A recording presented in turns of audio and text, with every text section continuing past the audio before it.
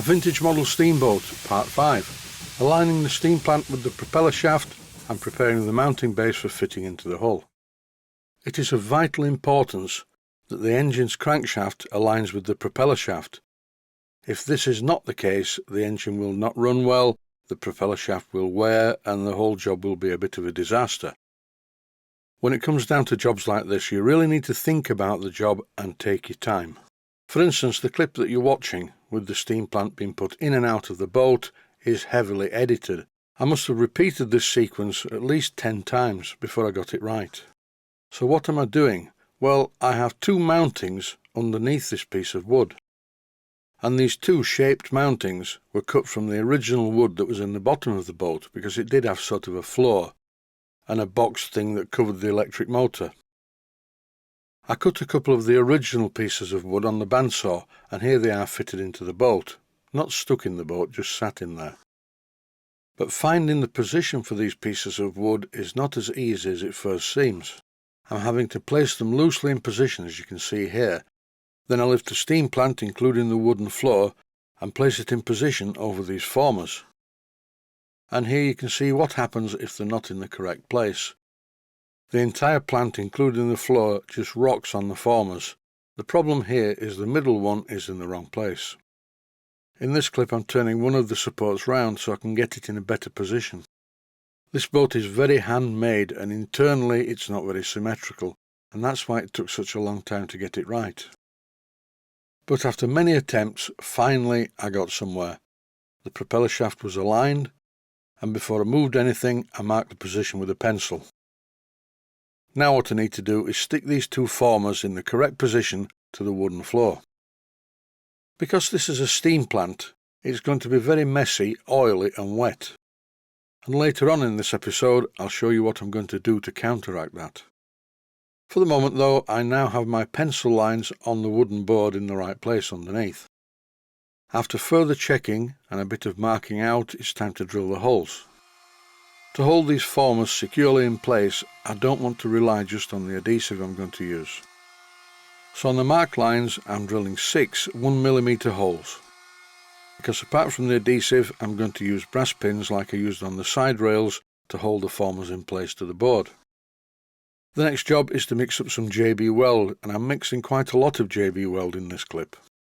Not only do I want to use it to bond the formers to the bottom of the board, I need to coat them in JB Weld, as this will make them fully waterproof. It will also increase the surface area of the bond and make it a very strong joint. After thoroughly mixing this 2-part epoxy resin, it's time to apply some of it to the board. I'm applying a liberal coat of JB Weld. And once I've done that, I turn the board over, and using my small hammer and some brass pins, I tack the assembly in place.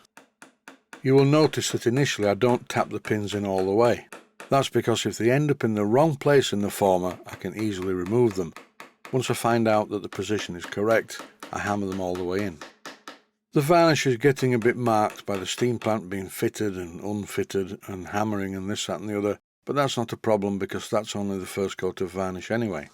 One down, one to go. This is the smaller of the two formers. I knew this former was in the right place, so I hammered the pins in straight away. The next part of the job is to coat both sides of each of the formers with JB Weld, and a generous amount of JB Weld too. It's vital that any water and oil in the bottom of the boat is not allowed to soak into the supports. Please note, I am not sticking the formers to the boat at this stage. That will come later.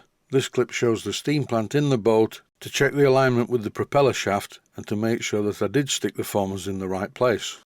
Because at this stage, before the adhesive sets, I can do something about it. This is a point. Have I got the steam plant in the correct place? It's more or less exactly in the centre of the boat, if anything slightly to the stern. And that's a good thing, because the boat is much more buoyant where it's wider. This boat is very thin at the front, so there isn't as much buoyancy, and if the boiler was too far forward, I would need to add a lot of ballast to make the boat sit right in the water. I'm currently quite happy with the position of the plant. I'm sure this boat is going to need some lead ballast in the bottom of it. So once I've secured the steam plant, I intend to put it in the bath and see how it floats. I don't mean in the bath with me as I'm having a bath, I mean in the bath without me being in it. It is now 24 hours later and it's painting time. Here is a tin of Phoenix Precision Paints Gloss Black Synthetic Enamel, and I'm applying a liberal coating of this to the underside of the board. And just for a change, I'm not too concerned with the quality of the paint finish. I just need it to have a nice thick coat of oil-based paint to waterproof the entire mounting underneath.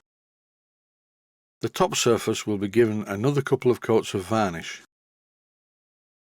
The two mountings that are fitted to the floor will do the job, and there'll be more than enough room underneath this board for me to slide in some sheet lead. The type of stuff that you use for roofing, you can buy it at most DIY stores. As you can see, I'm not painting the part of this assembly that's going to be stuck in the boat. To make sure I get a really good quality bond between the two mounting formers and the bottom of the boat, a bare wood surface is preferable. Here's a quick shot of the paint drying, and that's it for now. I can do no more until the paint is dry. Stay healthy, thanks for watching, and I hope you found it useful. Please take the time to visit my Mainsteam Models website and click on the section of the website that says Video Playlists. And by doing that, you can find other videos that you may like to watch. And by using the playlists, you can actually watch the videos back to back.